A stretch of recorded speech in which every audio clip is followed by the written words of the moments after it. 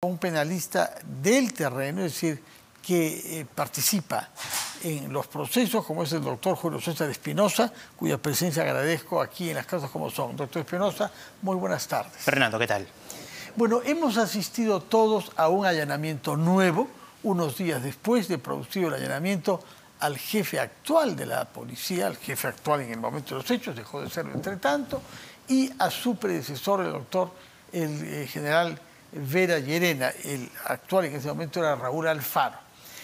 El día de hoy ha sido el turno del ex primer ministro Aníbal Torres, que fue ministro hasta, me parece, noviembre del año pasado, efectivamente, durante 9 meses, y que ha sido objeto de una medida de allanamiento en su domicilio en San Isidro el día de hoy, es decir, 4 meses después de haber dejado el cargo. Es cierto que se desempeñó en las últimas semanas como asesor. ¿Qué se puede esperar? ¿Qué cosa es razonable que la Fiscalía aspire a obtener cuando uno incauta documentación sobre papel o sobre digital 4 meses después de cesadas las funciones de alguien? Sí, a ver, esta medida ha sido requerida por el Ministerio Público, autorizada por un juez, el magistrado Checkley, que es el que interviene en todos los procesos que tienen que ver con el golpe de Estado, y se entiende que ha habido la necesidad de recabar, de proteger, de obtener información básicamente documental que pueda estar vinculada a la investigación de este hecho, específicamente, repito, el golpe de Estado. Lo que no deja de llamar la atención y nos parece en realidad poco razonable desde el punto de vista de la eficiencia de una investigación compleja como esta y de tanto interés público, es que estas medidas que se supone son urgentes por su naturaleza, porque hay la necesidad de proteger y encontrar evidencia, se realicen 3 meses después de ocurrido el suceso del 7 de diciembre, inclusive mucho más de 3 meses, más de 100 días, y como acaba de decir, cerca de 4 meses después de que este señor Aníbal Torres, el ministro, dejó el cargo de la alta magistratura o el premierato. Entonces, creo yo que la Fiscalía no está dando señales en lo que corresponde a las medidas de allanamiento de realizar una actividad suficientemente efectiva. ¿Qué información está buscando el Ministerio Público? Se entiende, asumimos nosotros, quiere ubicar, por ejemplo, quién redactó el famoso discurso del 7-12. ¿Dónde se redactó? ¿En qué máquina? ¿En qué computadora? Y toda esa información transcurridos, yo diría, 24 horas, en la práctica y con la experiencia criminalística, lo más probable es que haya desaparecido. Entonces, realizar diligencias de esta naturaleza pasado tanto tiempo después de los hechos ocurridos, termina afectando el éxito de una investigación. En el mundo de la criminalística hay un aforismo antiquísimo que dice: tiempo que pasa, verdad que fuga. Y eso es lo que está ocurriendo. Creemos nosotros que más se trata de medidas un poco simbólicas que hace el Ministerio Público más que medidas efectivas para conseguir evidencia. Ahora, si se tratara de un discurso eventualmente redactado, como se presume, algunos calculan, ¿no? Bajo la influencia del doctor Aníbal Torres, es posible, en efecto, que haya sido hecho en su computadora, en su domicilio, porque en todo caso estaba listo a las 11:30 de la mañana que fue leído. O se redactó temprano en la mañana o algunos días anteriores, y en ese caso se abre la posibilidad de que haya sido ahí. No se puede borrar del todo. Yo creo que los informáticos terminan por hallar la pista de las cosas que han intentado ser borradas, ¿no? A ver, yo creo que existiendo una unidad especializada que se llama la División de Alta Tecnología de la Policía Nacional, que tiene muchísima experiencia en investigaciones en ámbitos informáticos y digitales, creo yo que pasado más de 3 meses del suceso ya hubieran encontrado y se hubiesen conocido evidencias. No perder de vista que para sustentar las medidas graves de prisión preventiva contra el expresidente y ahora para sustentar las medidas que probablemente se persigan contra los 13 ministros ayer desaforados, se va a necesitar evidencia y mayor evidencia o mucho más precisa, mucho más contundente de cómo se gestó, cómo se planificó, cómo se intentó llevar adelante todo este proceso de golpe que finalmente terminó en un proceso penal. Creo que la Fiscalía está buscando evidencia precisamente para aquello, para poder ligar y formular un requerimiento probablemente dentro de unos días o un par de semanas como máximo contra los exministros. Y ahora, cuando dice usted se necesita evidencia más precisa, lo que está sugiriendo es que no se dispone de ella por ahora, que no hay índices de convicción sólidos sobre la participación como cómplice del golpe de Estado de los tres exministros que ayer han sido entregados en buena cuenta de la investigación fiscal. Lo que la Fiscalía quiere plantear, entiendo por lo que se ha conocido de la resolución y el pedido de allanamiento, es saber si los que están imputados, los que ya están identificados, son todos, o es que hay algunos actores más que han participado bajo la terminología, digamos, periodística como autores intelectuales, o han promovido o han facilitado este golpe, porque finalmente hay dos delitos atribuidos: rebelión y conspiración. La conspiración es facilitar, promover la realización de un golpe de Estado. Hay ya 13 ministros identificados, el señor Aníbal Torres Vázquez en su condición de asesor en esa fecha y es presidente, pero entiendo que la Fiscalía está en la idea de que pueden haber mayores personas, otros actores que han tenido participación importante en este hecho, y creo que por ahí va la pista de su investigación. Por supuesto que al momento de haberse impuesto la prisión preventiva para Castillo y para el ministro o ex premier, en su momento asesor Aníbal Torres, la medida de comparecencia, se ha contado con varios elementos que la Corte Suprema en primera y en segunda instancia han establecido como elementos que le dan verosimilitud a la imputación, y hay lo que se dice en derecho, una sospecha fuerte del delito, de la realización del hecho y de su calificación como delito de rebelión o alternativamente delito de conspiración.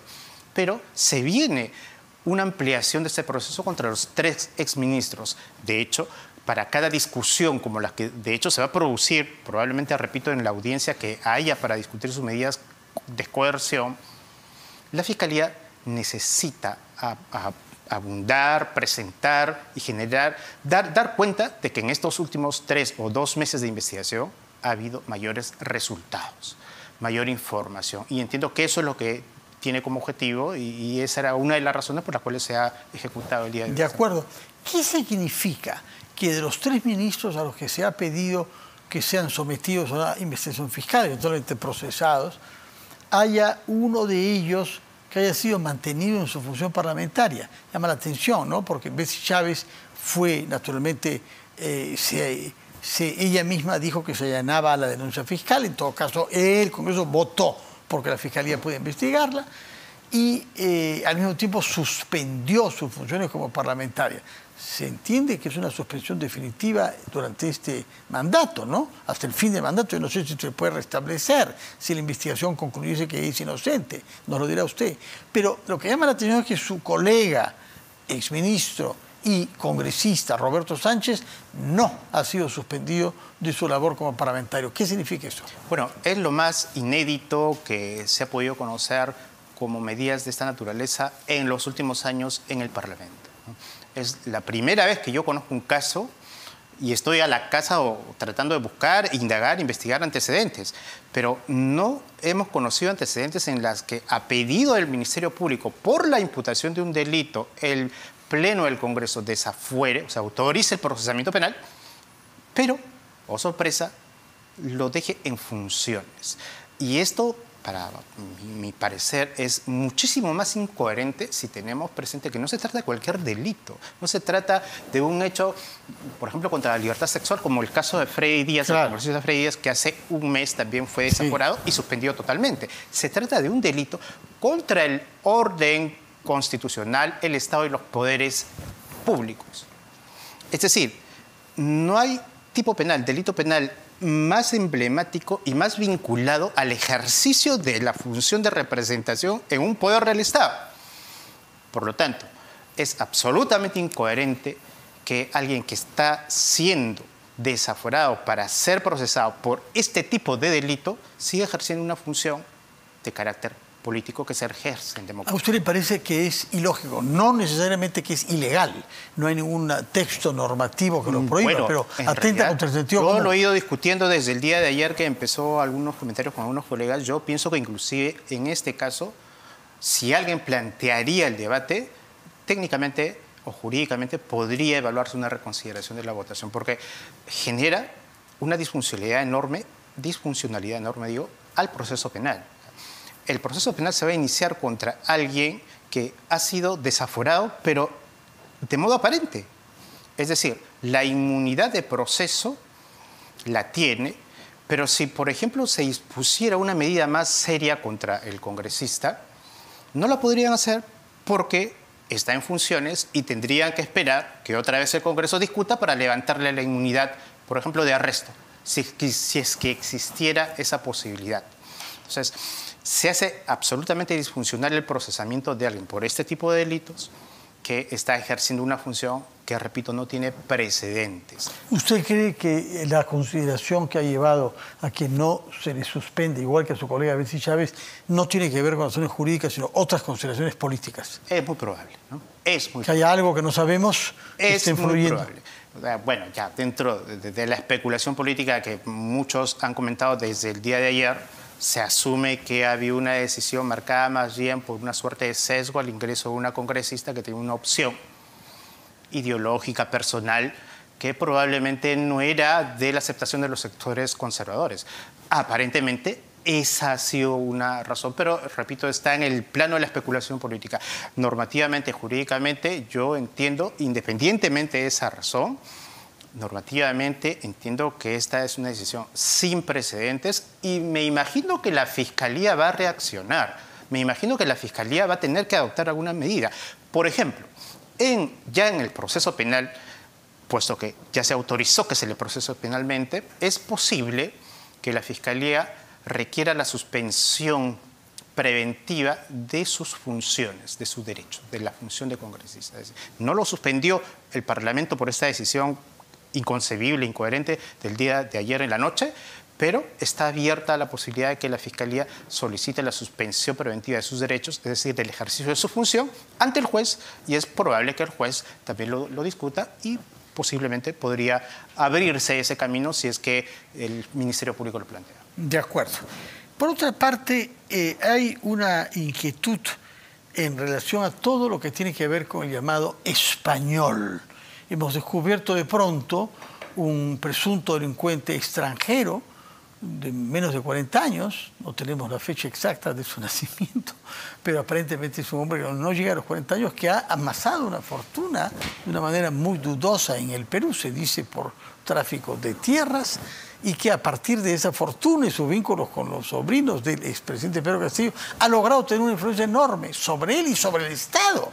El exministro Rubén Vargas ha dicho que era el ministro del Interior de facto, un delincuente de origen extranjero, sin ningún título para actuar. Bueno, y hemos acá tenido el reconocimiento del ex jefe de la policía, señor Vera Llerena, que ha sido allanado también, que efectivamente él se reunió. Y el ministro Senmanche, ¿no? Y ahora, que dice que se contactó a través de una red social. No solamente es mismo colega suyo, es un abogado que aparentemente llegó con los mejores pergaminos al ministerio, porque fue jefe de gabinete de asesores de Avelino Guillén, que es un hombre que ha sido nadie atacado nunca por cuestiones de integridad, y que lo lleva como jefe de gabinete, se queda como ministro, y ese señor se ha reunido y ha mantenido reuniones con el español.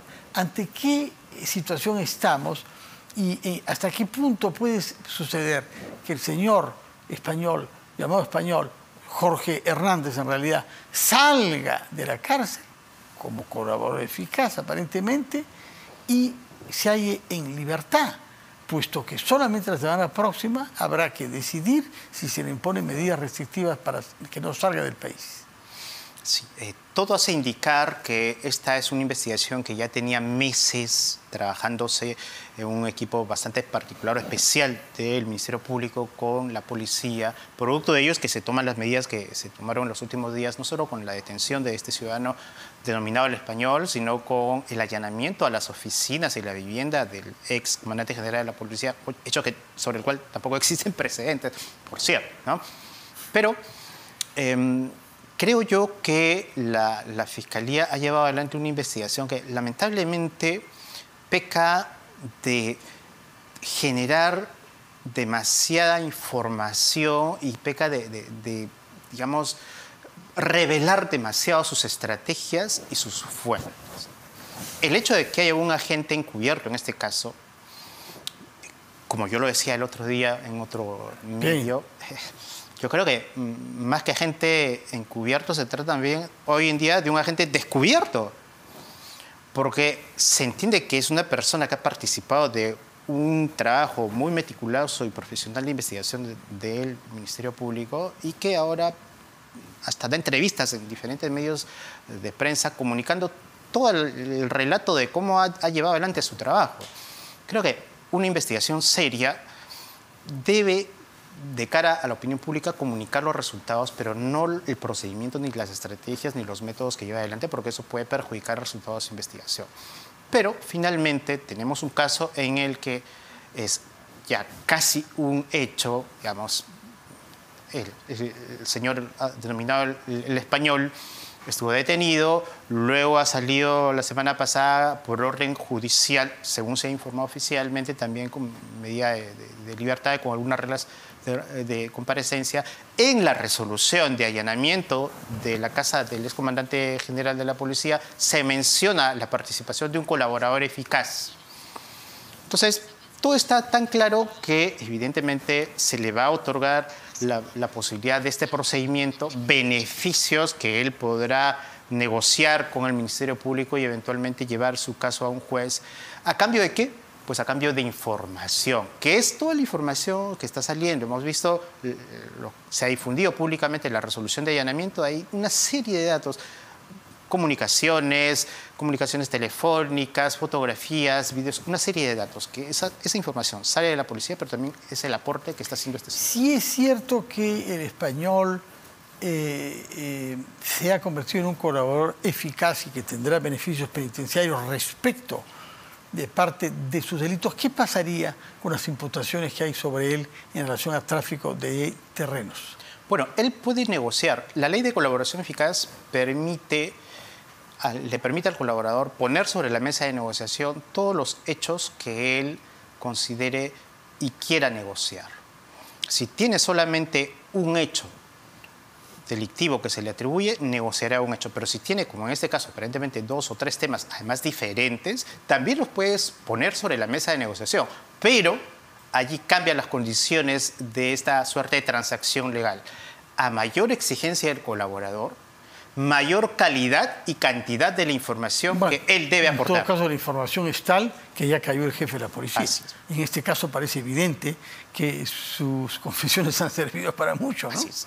Por eso, en el ámbito de la colaboración eficaz hay 2 principios elementales. La oportunidad de la información que se brinda y la calidad, es decir, información que realmente sirva en el momento indicado y no después de que ya fluyó y se conoció por diversas fuentes, información que se aporte y que no sea conocida por las autoridades encargadas de la investigación, que permitan desarticular una organización, impedir la continuación de un delito o, en este caso, identificar a los otros partícipes. Brevemente, porque el tiempo nos está venciendo, todos estos casos graves que tienen relevancia política han hecho salir del radar a los casos que tienen que ver con Odebrecht. Bueno, los casos penales vinculados a la actividad política siempre tienen un momento de bastante, digamos, intensidad coyuntural, ¿no? Y luego van pasando como pasan las noticias o como cambian las coyunturas. Entonces, el tema Odebrecht, con toda la constelación de casos que se generaron, que se iniciaron entre el año 2018 y 2019, siguen. Están la mayoría ya con investigaciones, digamos, no la mayoría, pero por lo menos los principales casos más emblemáticos están ya con la investigación concluida y están en fase intermedia o algunos ya inclusive con juicio. De acuerdo. Hablemos entonces, para terminar, ahora sí, la última pregunta respecto de Betsy Chávez. ¿Qué condenas le pueden corresponder si se confirmase, como es la hipótesis fiscal aparentemente, que ella ha inspirado y ha hecho posible el golpe de Estado intentado torpemente, pero intentado por Pedro Castillo? Si es delito de rebelión, el Código dice en el artículo 346 de 10 a 20 años. Si más bien se estableciera que ha cometido delito conspiración, sería el 50%, es decir, de 5 a 10 años de pena privativa de libertad, conforme lo dice el artículo. ¿Pueden ser ambos? Porque el texto hablaba de alternativamente, ¿no? Alternativamente, o sea, hipótesis A e hipótesis B, para iniciar la investigación. Pero podría ser ambos, que yo he conspirado uno y que he colaborado dos con su ejecución.